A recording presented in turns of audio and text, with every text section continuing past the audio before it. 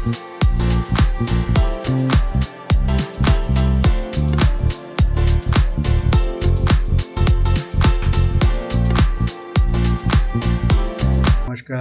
असीम आर्यवर्त में आपका स्वागत है। मेरा नाम है गौरव और ये वीडियो का दूसरा भाग है जिसमें मैंने पिछले वीडियो में बात कर दिया था कि विराकोचा और विरोचन के बारे में किस तरह से हमारे हिस्ट्री को, हमारे इतिहास को दबाया गया है। और जो हमारा इतिहास, जैसे मैंने उस वीडियो में बताया था, 3 कालखंडों में विभाजित था। यहाँ पे यही बात निकल के सामने आती है कि जो हमारा अपना इतिहास है उसको काल्पनिक बना दिया, इसीलिए हम अपने इतिहास को मैथोलॉजी मान के बैठे हैं, जबकि ऐसा नहीं हो सकता है। हिस्ट्री हमेशा से सब्जेक्टिव रही है, जैसे मैंने उस वीडियो में बताया था। अब हिस्ट्री को जो लिखने वाले लोग हैं वो इतना एग्जैजरेट कर जाते हैं कि लगता है कि जो उस समय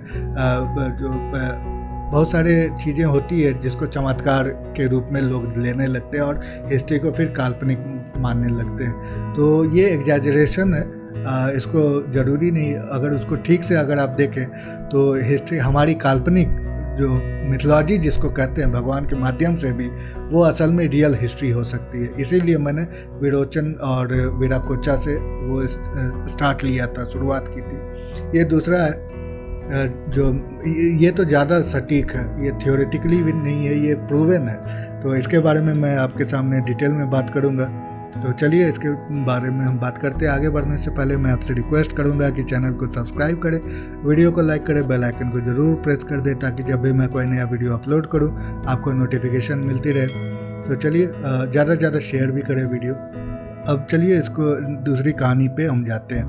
तो महाभारत आपने बहुत ज़्यादा उसके बारे में जानते हैं, लेकिन द बैटल ऑफ 10 किंग्स ये इसके बारे में लोग नहीं जानते। ये महाभारत के बाद हुई थी ये घटना, और इसका मूल कारण ये था कि जो वेद वाले लोग थे और जो नॉन वेद वाले जो भी फॉलोअर्स थे, दोनों ट्राइब के बीच में युद्ध हुआ था भारत में, और उनके जो राजा थे वो आपस में भिड़े थे। तो यहाँ पे दशराजन्य द बैटल ऑफ 10 किंग्स ये रियलिस्टिक है, इसका ऋग्वेद में भी जिक्र है। और इसमें ये बताया गया है कि विश्वामित्र जो थे, ऋषि विश्वामित्र, वो भारत किंग सुदास, जो भारत एक ट्राइब था, उनके किंग थे, उनको गाइड किया था इस लड़ाई में। और सुदास जो थे वो उन्होंने सारे और बाकी राजाओं को हरा के भारत किंगडम इस्टेब्लिश किया गया था। और यहाँ पे आर्यन जो नाम दिया गया है, वो आर्यन असल में जो भी थे सुदास, वो हॉनरिफिक नाम दिया गया जो वेद में बताया गया है। ये हॉनरिफिक था, ये कोई ऐसा नहीं कि कोई बाहर से लोग आए थे, कोई रेस था, कोई एथनिसिटी थी। तो बाकी जो 9 और ट्राइब्स थे उसमें कुछ बातें इसीलिए मैं आपके सामने रखना चाहता हूँ। जैसे बोलन पास एरिया, वहाँ पे है अध्रियुस जो है वो ड्रुइड, यूरोप में एक एथनिक ग्रुप है जो भारत से गया हो ध्रुयुस नाम से। उसके बाद परसू भी जो है वो पर्सिया से रिलेट करता है। जैसे मैंने इक्वेडोर उरुग्वे, पैराग्वे के बारे में बताया था, और इजिप्ट के जो गॉड है उसके बारे में बताया था उस पिछले वीडियो में, उसी तरह यहाँ पे भी देखने को मिलता है। तो आर्यन इन्वेजन थ्योरी या फिर आर्यन माइग्रेशन थ्योरी, ये दोनों गलत थी। कोई यूरोप से लोग नहीं आए थे उस समय, आए भी होंगे तो, लेकिन उनका उतना कोई खास इम्पैक्ट नहीं था, क्योंकि जब हमारी सिविलाइजेशन उफान पे थी, जब हम ऋग्वेदा हमारे जो पूर्वज लिख रहे थे, उस समय यूरोपियंस जंगलों में रहते थे, पहाड़ों पे रहते थे, और केवमैन वाले जो उनका ट्राइबल एक्टिविटी था वो करते थे। ये अब प्रूवन बात है। तो इसीलिए यहाँ पे ये बात ज़रूरी है कि ये बात नोटिस करने वाली है कि भारत से बाहर लोग गए थे, और इसी युद्ध के बाद जो भी हारे हुए लोग थे वो बाहर की तरफ रुक के बहुत जगह वो बिखर गए थे हारने के बाद। तो अब इसका ये तो बैटल ऑफ 10 किंग्स है। इसके बाद एक बहुत ही इम्पॉर्टेंट मैं आपके सामने रखूँगा, वो है मित्तानी किंगडम के बारे में। इसके बारे में भी लोग नहीं जानते हैं, क्योंकि हमें बताया ही नहीं जाता तो हम क्या जाने। मित्तानी एम्पायर जो है वो लगभग 400 साल चली थी, 1500 साल से लेकर 1300 साल, 300 साल, 400 साल की बात है।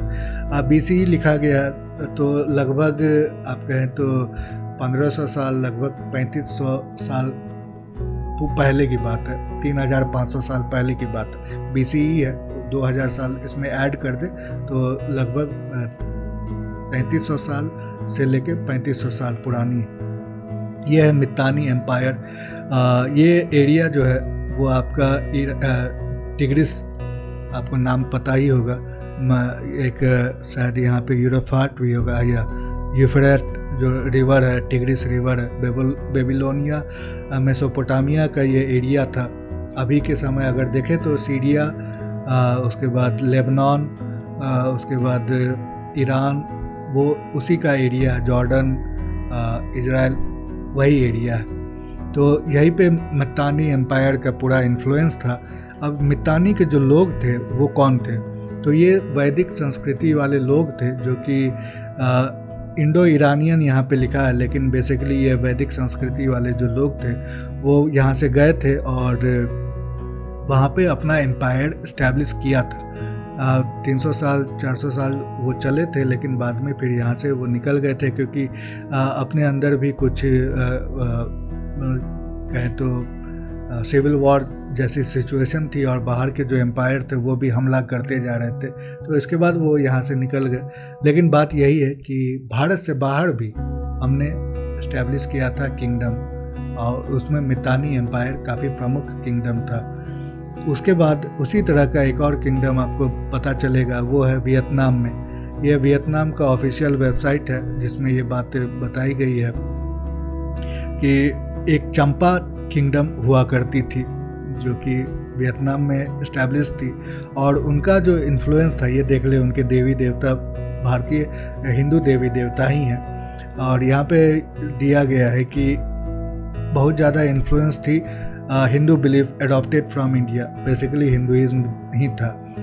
और उसके बाद उनके मूर्ति या मंदिर देख ले, यहाँ पे है, और भी इस तरह के जो कल्चरल वहाँ पे होता है, अभी भी जो हिंदू है वहाँ पे वो इस तरह से कल्चरल सेलिब्रेट करते हैं। उसके बाद मंदिर के और भाग भी यहाँ पे हैं, ये कुछ मूर्तियाँ भी हैं या फिर आर्टिस्टिक डिजाइन भी है।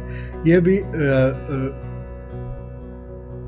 बात करते हैं कि किस तरह से भारत के बाहर भी हमारे जो लोग थे वो उन्होंने इस्टेब्लिश किया था किंगडम्स को, जैसे मितानी किंगडम या चंपा किंगडम वियतनाम में। उसके बाद बाली में भी, लाओस, कंबोडिया, आपको पता ही है कि कंबोडिया में जो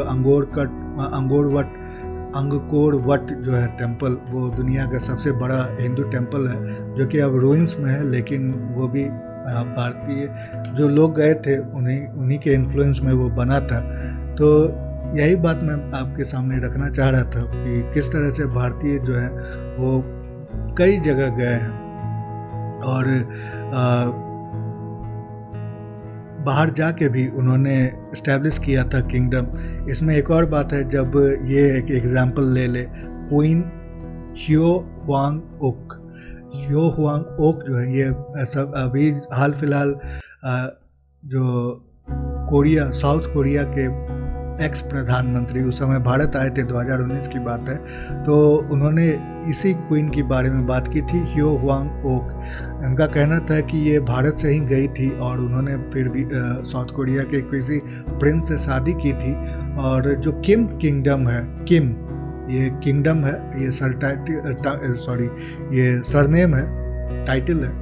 किंग डायनेस्टी के जो है वो कोरिया की सबसे बड़ी डायनेस्टी है, दोनों कोरिया मिला के, नॉर्थ और साउथ, सबसे बड़ी डायनेस्टी है। वो यहीं से शुरुआत हुई थी क्वीन ह्यो हुआंग ओक के द्वारा।